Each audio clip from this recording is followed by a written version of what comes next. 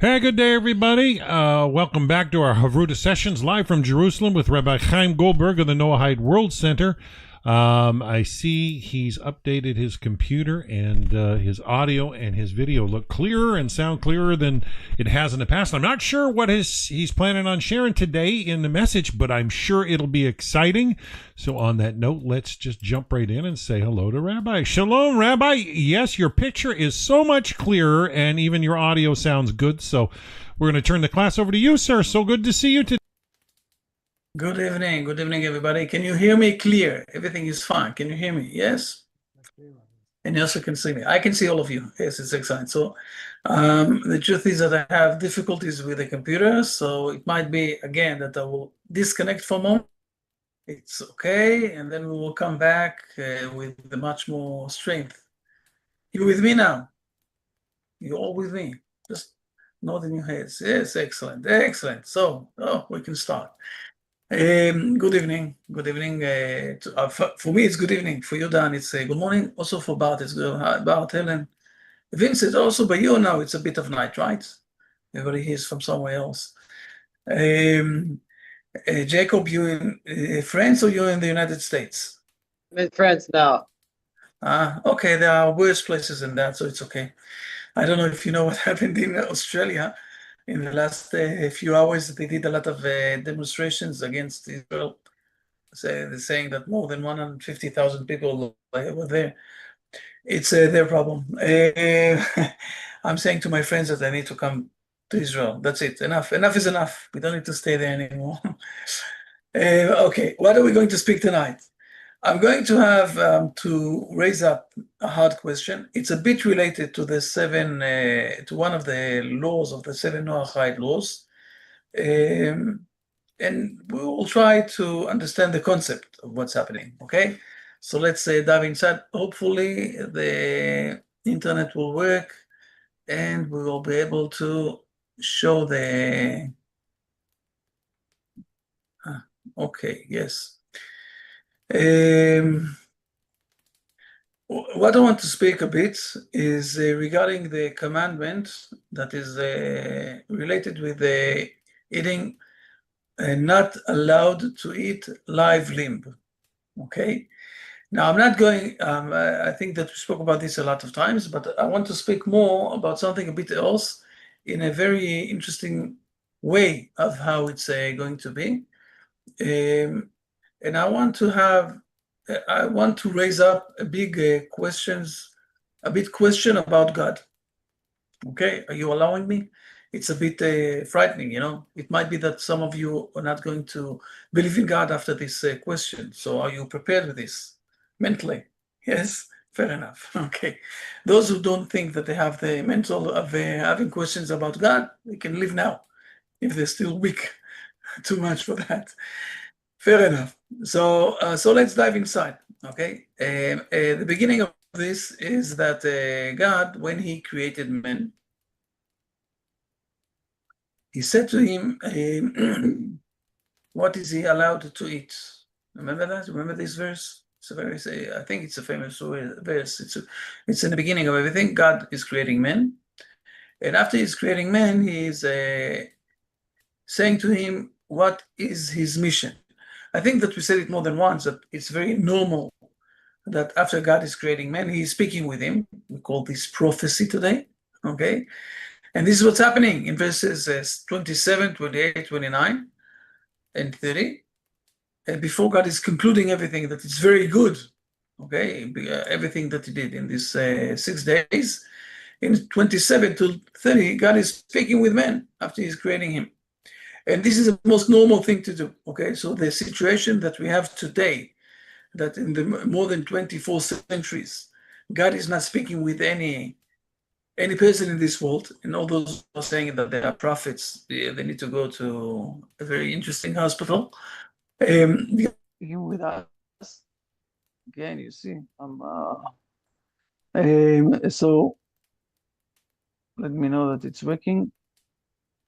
Something, my camera lost, got lost. Okay, let's try it again. Now you have, I will tell you, now it's the wrong camera. But you can't see me clear, right? Why? Fair enough. Let's try it again. Last time. Hey! Okay. So now, please, if it's okay, let's read 27 to 30, okay?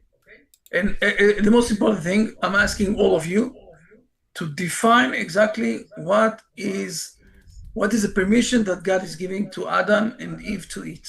Okay, please, 27. Let's start. Okay, 27, this is Genesis chapter 1. And God created man in his image. In the image of God, he created him. Male and female, he created them. And God blessed them, and God said to them, be fruitful and multiply, and fill the earth and subdue it, and rule over the fish of the sea, and over the fowl of the sky, and all the living creatures that crawl on the earth. And God said, behold, I have given you every seed-bearing herb, which is upon the surface of the entire earth, and every tree that has seed-bearing fruit, it will be yours for food. And to all the beasts of the earth, and to all the fowl of the heavens, and to everything that moves upon the earth, in which there is a living spirit, every green herb to eat, and it was so. Now, please explain to me, what is he allowed to eat, and what is he not allowed to eat? Adam, speaking about Adam, not speaking about Noah, we're speaking about Adam. Anything that has seed in it, that bears fruit. Verse number 29, right? Everything that have seeds, everything that is every tree that have fruit or something like that. But we are not allowed to eat. Adam wasn't allowed to eat any meat. You see that? All understand this? Now we're going to start to have the questions against God. Okay, be aware. We're going to jump for a moment. Okay, so now we saw that at the beginning, God said to Adam, he's not allowed to eat any animal. Any animal that he's not allowed to eat. So let's jump now to chapter 9. And in chapter 9, we have, chapter 9, we have after Noah went out from the ark. Please do me a favor, don't bother me now. And God is, when they're going out from the ark, okay, again, God is saying that we are going to rule, we're going to bring fear to all of the animals, we're going to control them. But please look what's happening here. So let's start to read. It's more or less until verse 7. It will be enough, please. Okay, Genesis chapter 9. And God blessed Noah and his sons, and he said to them, be fruitful and multiply and fill the earth. And your fear and your dread shall be upon all the beasts of the earth, and upon all the fowl of the heavens, upon everything that creeps upon the ground, and upon all the fish of the sea, for they have been given into your hands. 3, every moving thing that lives shall be yours to eat. Like the green vegetation, I have given you everything. But flesh with its soul, its blood, you shall not eat. But your blood of your souls I will demand an account. From the hand of every beast I will demand it, and from the hand of man, and from the hand of each man his brother, I will demand the soul of man. And then verse we have 6, another 2 verses. Okay. Yes, Verse 6 says, Whoso sheds the blood of man through man, shall his blood be shed, for the image of God he made man. And you be fruitful and multiply, swarm upon the earth and multiply thereon. Okay, so now God suddenly is giving permission, just like I gave you to eat every vegetation. Now you have also the possibility, the permission, okay, to eat from every moving thing that lives, okay, and you can eat it. But be aware, don't eat it when it's, don't cut the leg from the cow while the cow is still alive. Okay, it says here, flesh with its soul, its blood, you should not eat. Fair enough. You are allowed to eat the blood, but only after the animal is dead. Don't eat part of the animal while the other half of the animal is still alive. But you are allowed to eat animals. And this is the first question that I have with God. If it was okay to eat the meat, why didn't he give it already to Adam and Eve?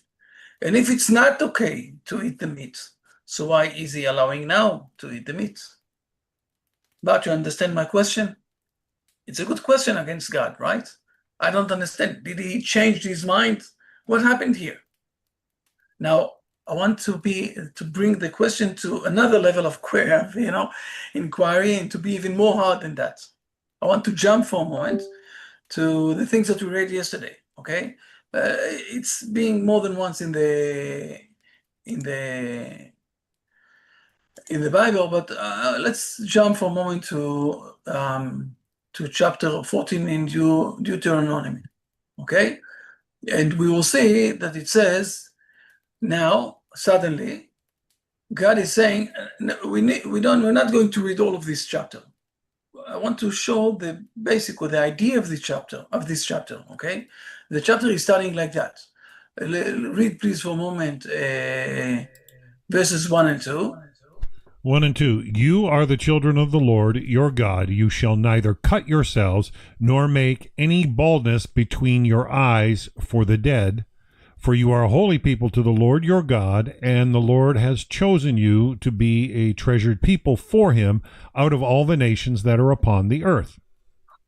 So this is, saying, basically it says that we are the very holy people, that we are supposed to be very holy, okay, in our behavior, and not to behave like what was in those days. Okay, they did a lot of ceremonies for those who died, and part of those ceremonies were really, I will say, ugly, or were not in the right way. And God said, you're not allowed to do that. And then God is continuing on, and it's enough to read the first 3 verses, 3, 4, and 5, please. After that, maybe even 6. You know what? Even 6, please. All right. 3. 4, you 5, shall not eat any abomination.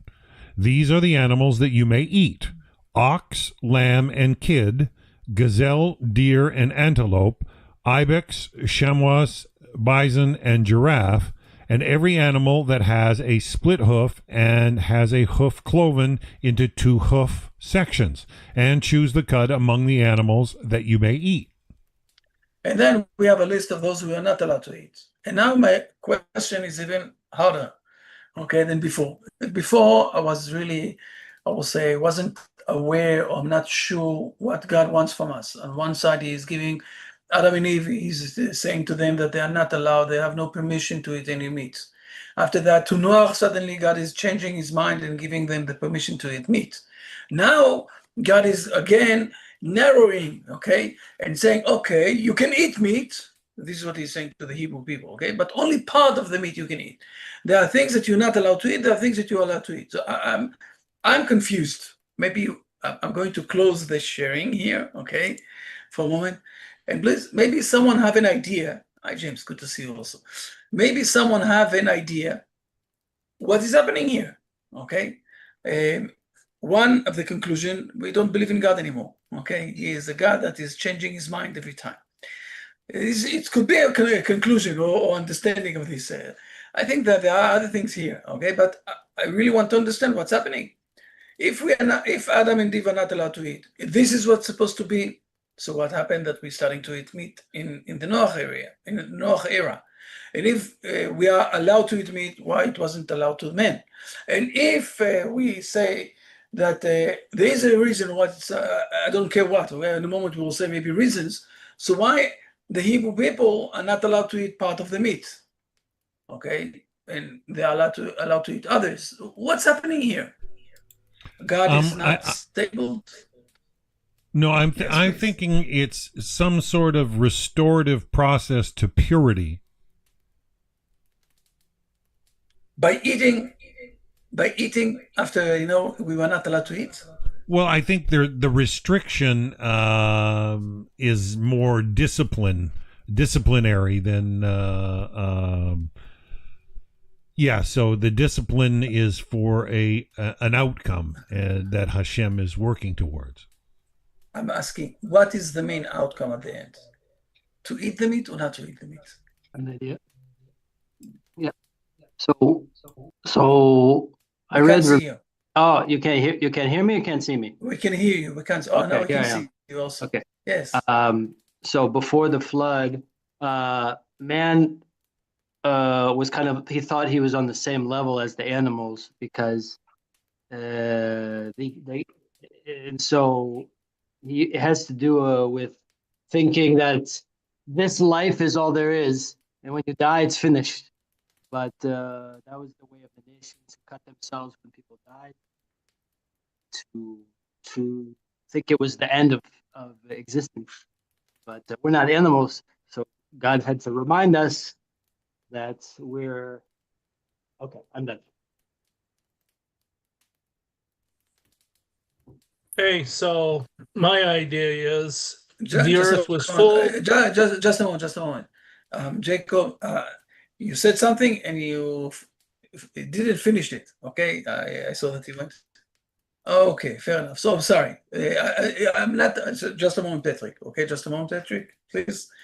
Jacob, you said something and it wasn't 100% clear and you didn't finish it. So I don't know if you want to say more or not. For me, it wasn't clear what you said. It's just that man is on a higher level than animals. His soul is on a higher level, but he forgot this fact. So God had to give him a way to make it physical, to know that who's the boss, and also about the soul is eternal. And we're not animals who just die like.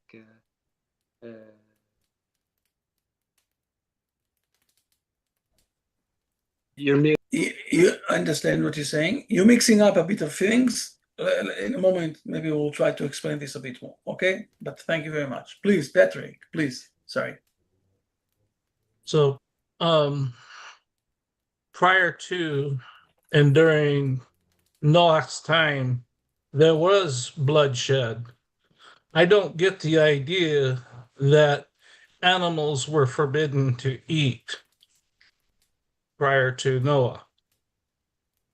And now, after the time of Noah, a Torah of respect for life and distinguishing from clean and unclean is more established, because there were 7 clean who entered the Teva, 2 of each kind. It says Ish v'isha, man and his wife. So I say that meat was eaten prior to the flood. May I comment? Just a moment, James. But it's important for me to say, Patrick, that one of the most important things that we need to realize is that we need to read and to understand what is written down, not to decide for ourselves. Okay? And one of the things that we read it, okay, that God is only giving permission to eat vegetables before to Adam and Eve. And after the flood, God is saying, I'm also giving you permission to eat meat, just like I gave you vegetables before. So if this is what is written down, it's probably this is what happened. I'm not saying that people didn't eat meat, okay? Also today, the Torah is not allowing to kill others, and there are almost more than 60 places in this world that people are fighting wars, and we know that people are dying, okay? Or there are those who are assassinating others. So the Torah is not allowing that, or God is not allowing that. Okay, and people are doing things that are in the wrong way. Maybe it was that people did things in the wrong way, but the Torah itself is not permitting to eat any meat to Adam. Only to Noah, after the flood, it says that he is allowed to eat meat, just like he have the permission to eat vegetables. Till then, he wasn't allowed to eat meat. So it's very important not to put only our assumptions, but also to read what the Torah is saying to us. And we need to understand it. I'm saying it's a big question, what's happening here. You know, it's like, in Hebrew we say shavshevet, it's a zigzag. God is saying one, then he's saying different, and then he's going backwards. Something there is not clear. And we need to understand what's happening here. Yes, James. James really like what I'm saying because James doesn't want to believe in God. It's okay, James. Yes, please. I'm playing it safe. It's okay, it's okay. I agree with Don, part of what he said. I think before Noah, Garden of Eden, my heart is saying purification or pure. My heart is saying pure. But when they sinned and they were destroyed because of their sin, then God loosened up a little bit and said, okay, we got to sustain you somehow.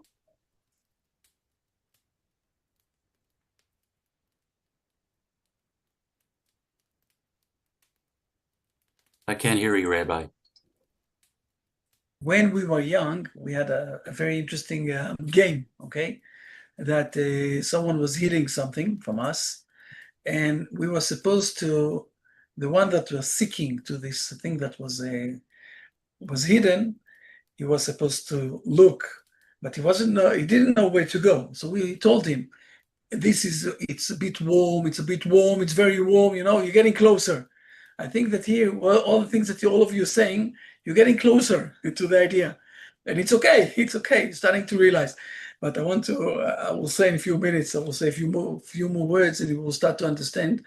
I will say also the aim of the Torah and how it's working, the Torah. Okay, how it's working, the idea of God will get strengthened with our faith and not release our faith. Anyone else wants to say something before? Yes, Mark, please. Well, I was thinking, man was changed. So could it relate to the difference in circumstances where he was living in, that God was changing the rules?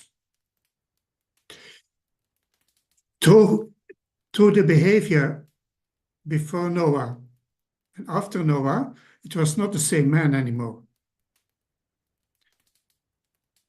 He had a past, so there had to be some adaptation. Okay. First of all, again, I'm saying all of you getting a bit more warm to this, to the explanation to the things. Oh, Nathan, good to see you. Long time no see. So let's go step by step. First of all, I will say, you want to say something? Yes, please. Yes, please. Yes, please. Hey, everyone. So good to see you. I was thinking similar to Bart there, that Adam, in the beginning, he had to work the garden, and it was him and his effort that made things bear fruit. And if he worked the garden, then he could eat from it. And I'm wondering if when Noah did what he did for the animals, that was part of him earning the right to then consume the animal, and for them to be for there to be some sort of spiritual merit that he had gone through that. Okay, let's start from this point. First of all, thank you very much. A good point. Yeah, very good point, Nate. Applause to everybody here, okay? All of you said a lot of great things. So let's start with this point, okay? The Ramban, okay, not the Maimonides, the Rabbi Moshe ben Nachman, okay, exactly says what Nathan said now, okay? He said, after man saved few animals, okay, or the main animals in the flood, and he worked hard, okay, in the time that he was inside the ark, by feeding the animals and giving them all the food and everything else that was supposed for existing, to live. So Noah, and I will say he was controlling, okay, he was the master of the animals. And before that, man didn't have, I will say, the moral standards of touching the animals.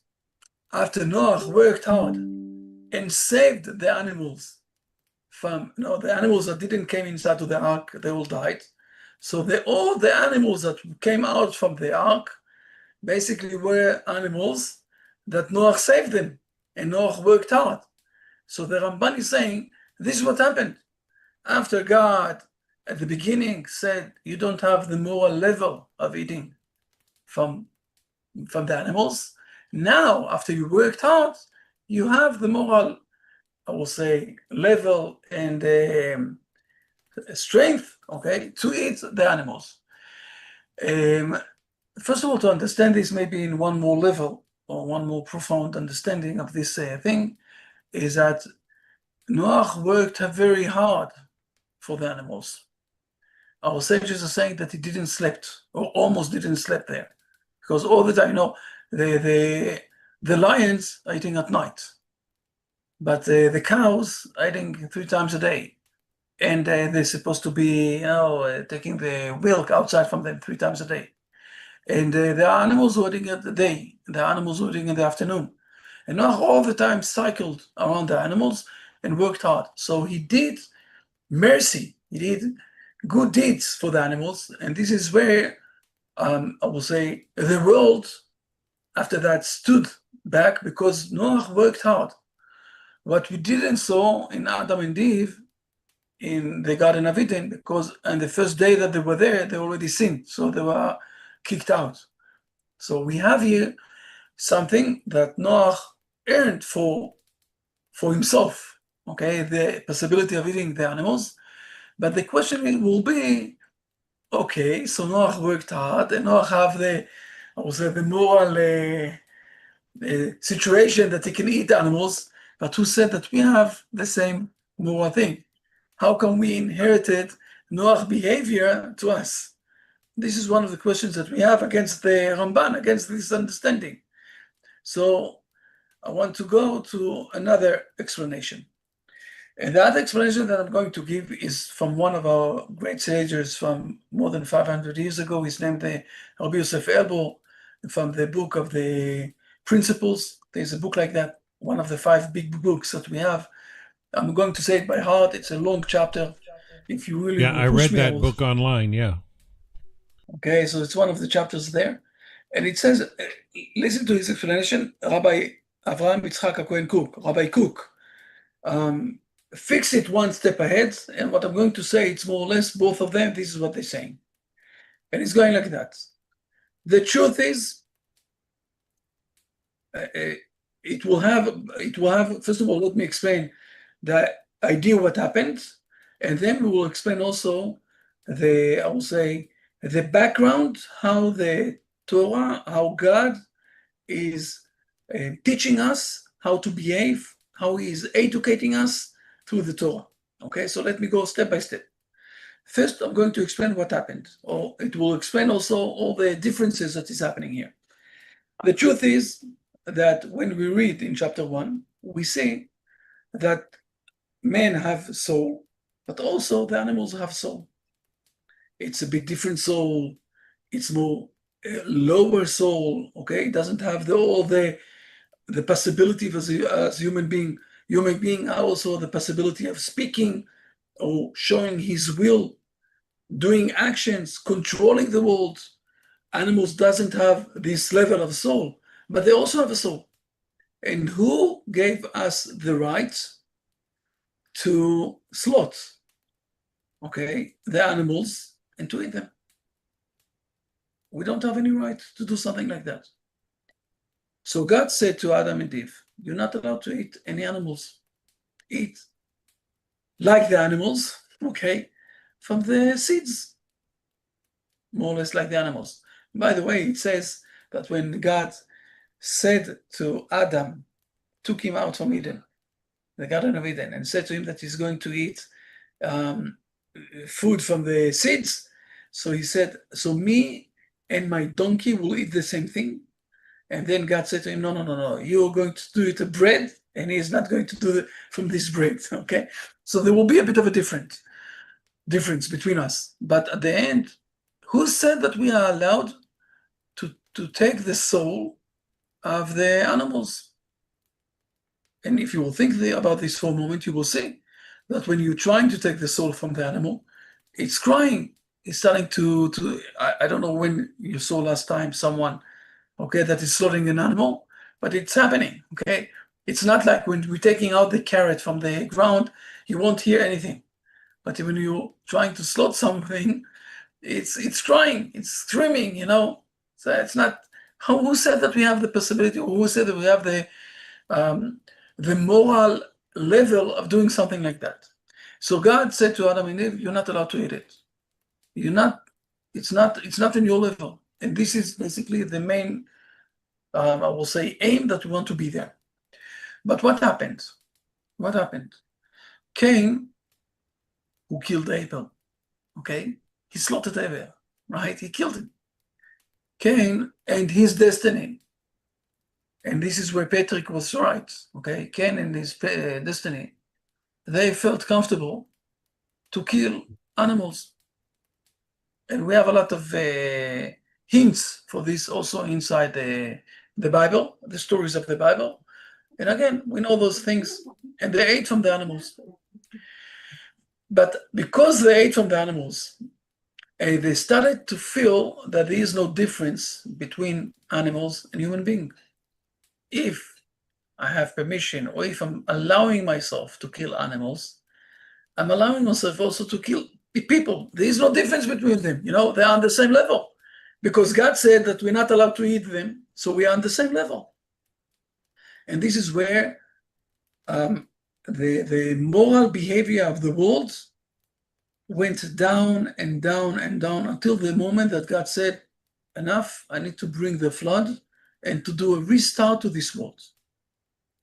And then God, and now I'm a bit putting here inside also the part of the education, I will call it like that. When Noah came out from the flood, not only he earned the possibility of eating the animals, God said, if I won't give him the possibility of eating the animals, again, people will miscalculate, and they will kill people just like they're killing animals. Let's do a differentiation between those two. And the differentiation will be that people are allowed to kill animals. And this way they will realize that to kill animals, maybe it's allowed, but not to kill men. And if you will see, when we read in chapter 9 in Genesis, it says that we are allowed to eat animals, but we are not allowed to eat, to kill men, because he was being, he was created with the image of God. So we're starting to do differentiation. And it took another 10 generations and another 6 generations after that, okay, until Abraham came, and then after that 6 generations more that Moses came, that God said, okay, the world came to a stage where they're starting to realize that men and animals are not in the same level. We can start to move them back towards the idea that not all the animals are allowed, and maybe we need to take some animals outside from this thing that we are allowing them. And the idea is to come back to the stage that we won't eat animals, just like Adam and Eve. And what we learn here in a more profound way is that God have, I will say, patience with the human being. And if he says that we are in a level that we need, the years of learning, he is not fighting against what we call the Yetzer Hara, okay, the bad side that we have. He's trying to give us, I will say, the way how to live with this wrong, I will say, desire of eating meat. In a moment, I'm going to show this in the verses, okay? Of this a bit wrong desire of eating meat, but on the other side, that we won't get 100% confused and we will allow ourselves to slaughter people. And this is where I also agree with what Patrick said. There was a stage where men behaved in a way that brought them, onwards and onwards along the generations to a situation of such a big badness that God was supposed to bring the flood and to do a restart, that there will be an understanding that we're not allowed to eat men, we're not allowed to kill men. By the way, most of the world today, no one is eating human being, even when he's dying, and no one is, killing someone and starting to eat him.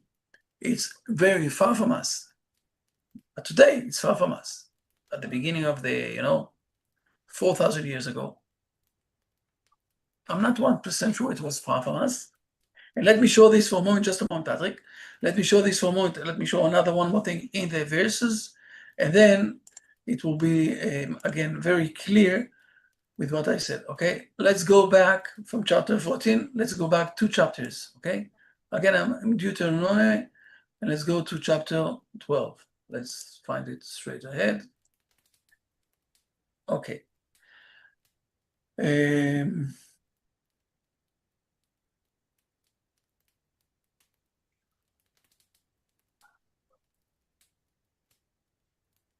Sorry, oh, there it is.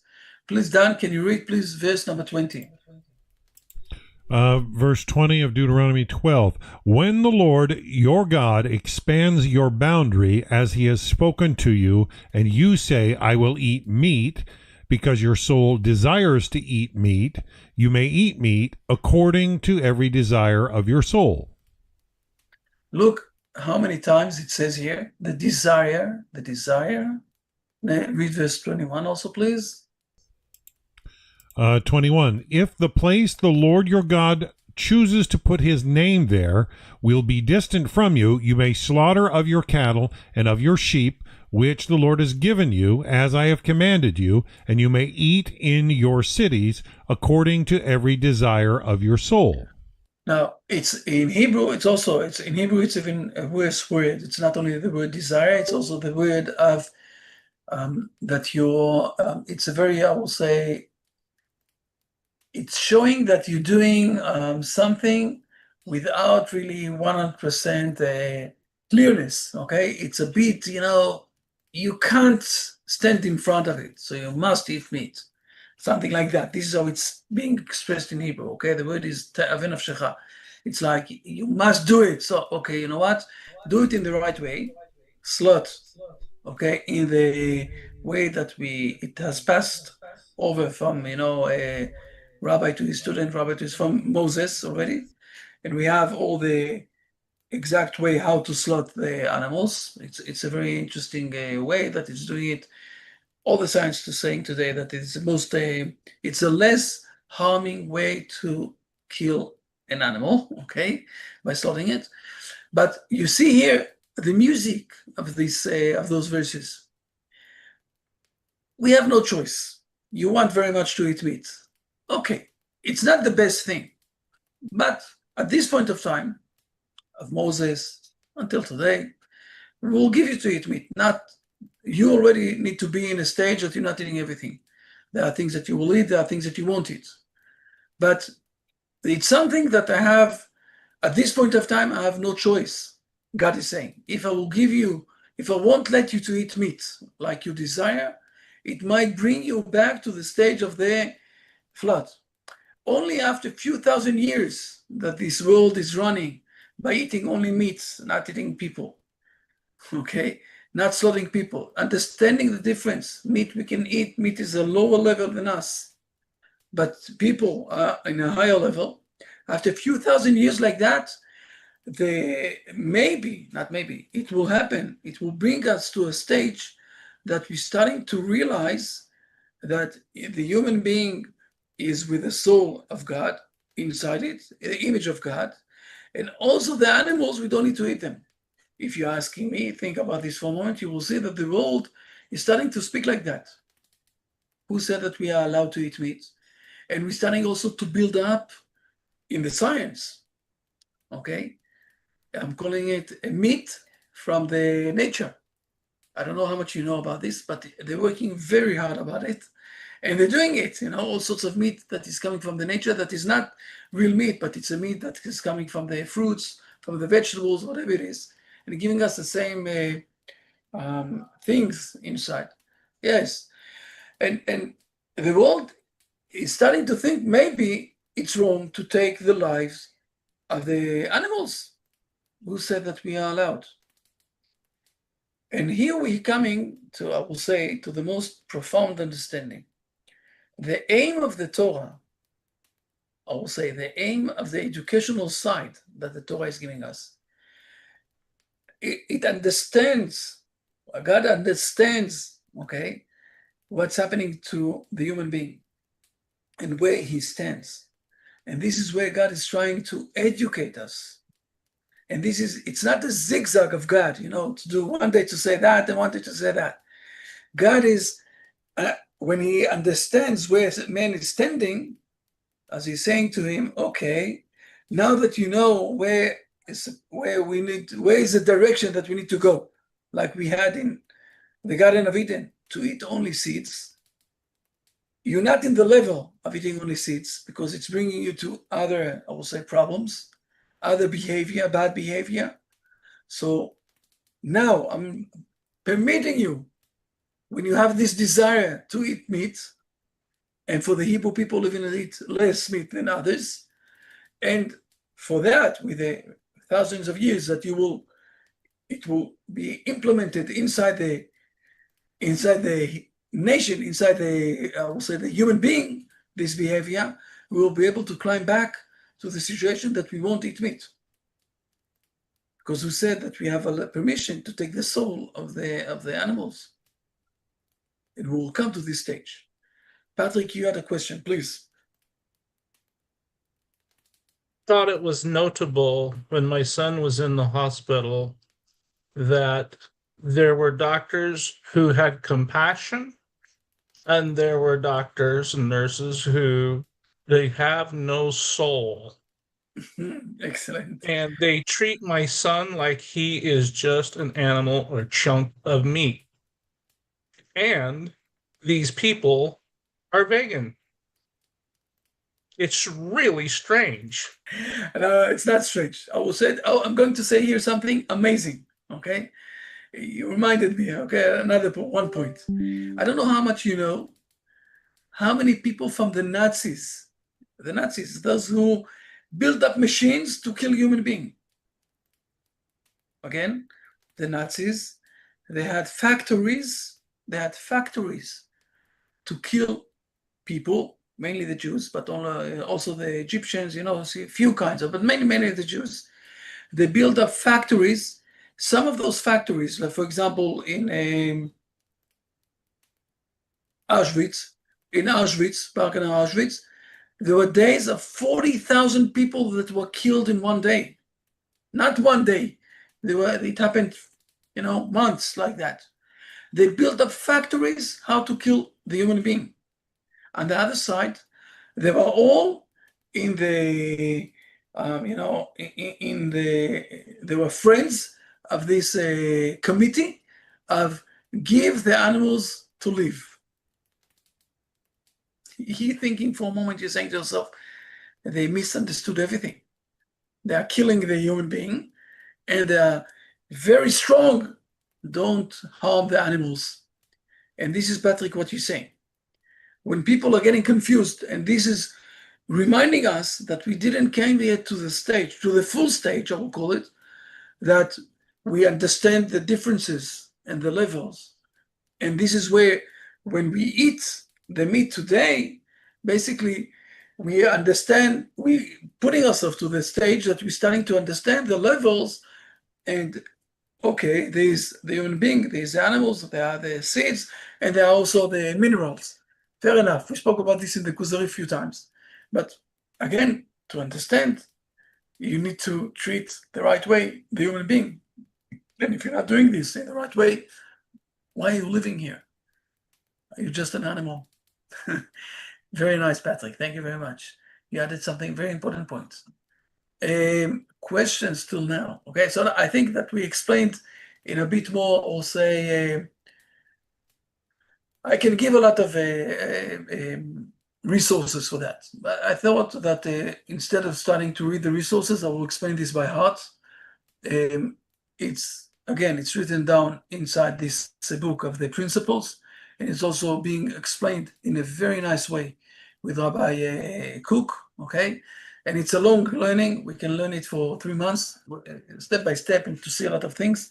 And we can give a lot of other examples where we see that the Torah, we say this, Dibrat Torah keneged yetzer hara. The Torah spoke confronting the hard feeling that people have.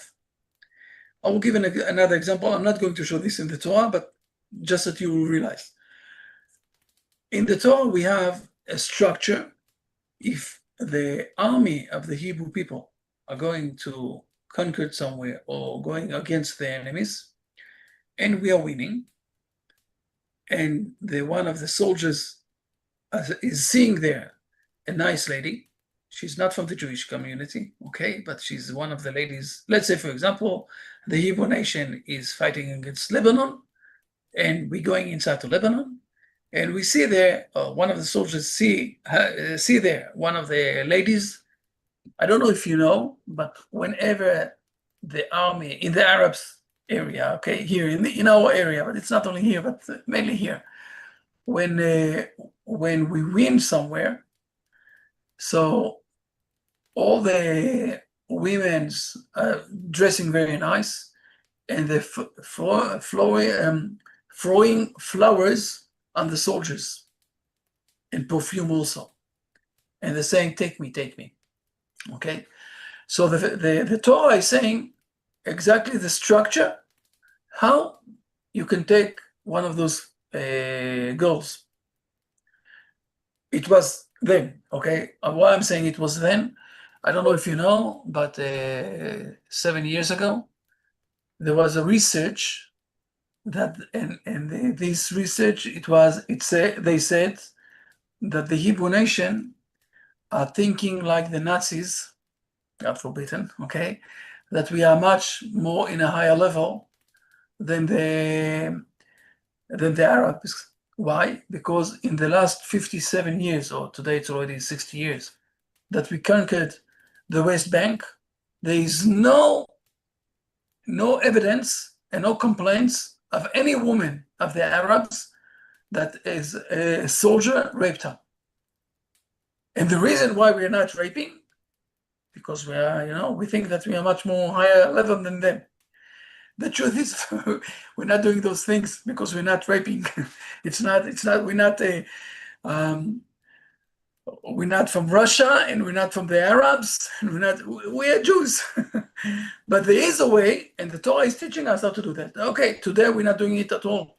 It's not allowed also in very strict laws of the Hebrew army, okay?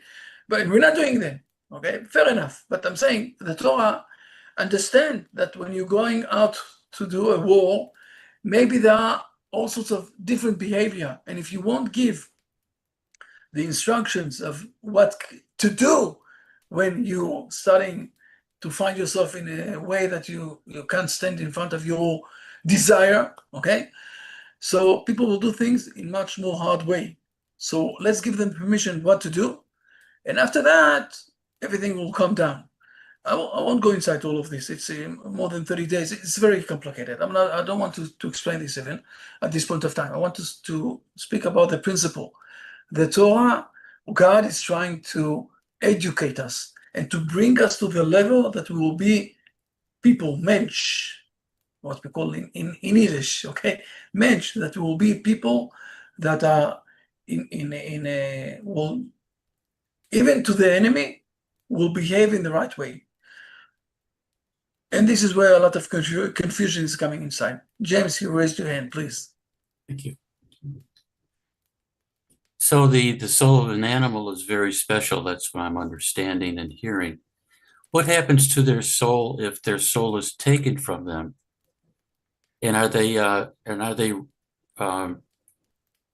resurrected again on earth when the Messiah comes back? You asked about the people, or you asked about the animals? The animal. If I will go back to the old Egyptians and the old Babylons, okay, they believed that the soul is going to the animal, then to a man, and then to another animal, another man, and never going out from them. This is what they believe. Right.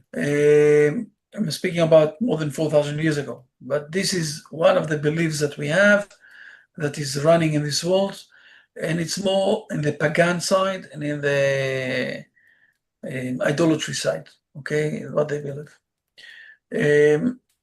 The question of a soul moving from one body to another body, from one man to another man, or from one man to animals, it's one of the biggest issues of the secrets of the Hebrew nation. Therefore, I won't be able to speak about this in a large way.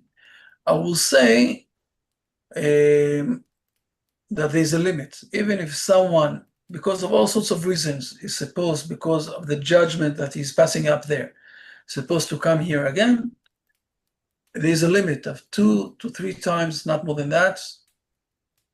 And it's being also written down in Job, okay, that God is doing with man 2 or 3 times, not more than that.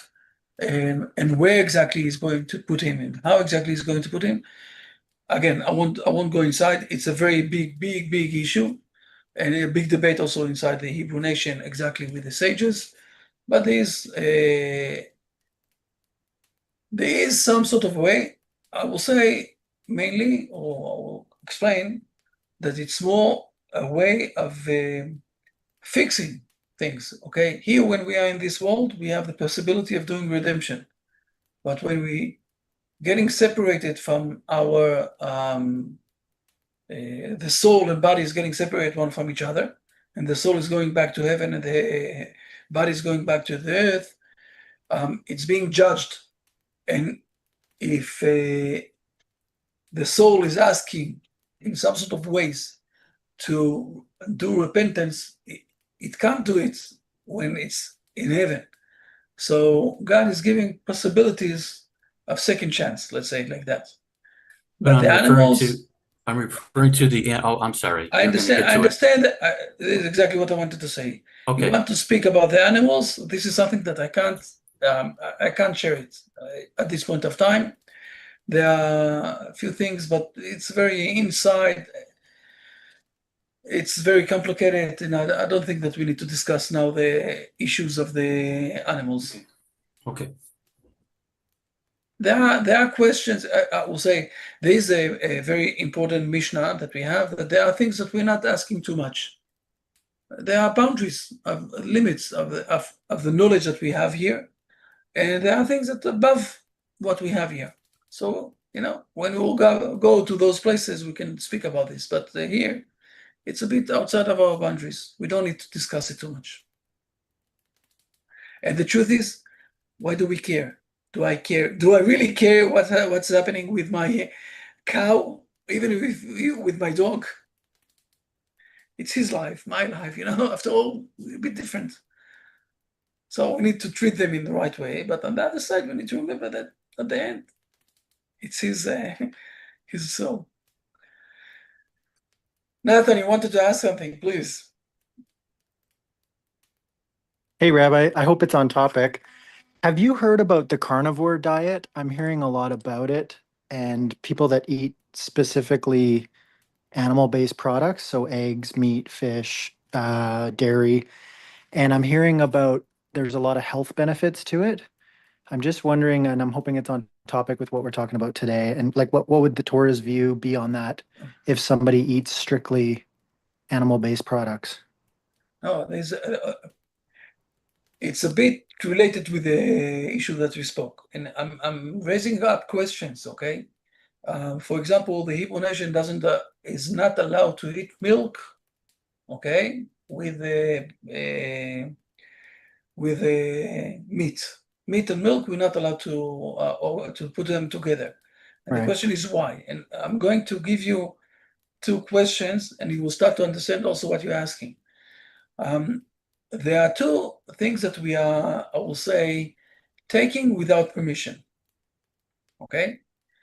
One thing that we're taking without permission is that we're taking the soul of the animal and eating the meat. Okay, and there's another thing that we're taking without permission. We're taking the milk from the animal and we're drinking it. We know from this a lot of cheese. So you can say to yourself, okay, but to take milk from the animals, we're helping the animal. Okay, it's hard for the animal, whatever it is, and they want us to take out the milk.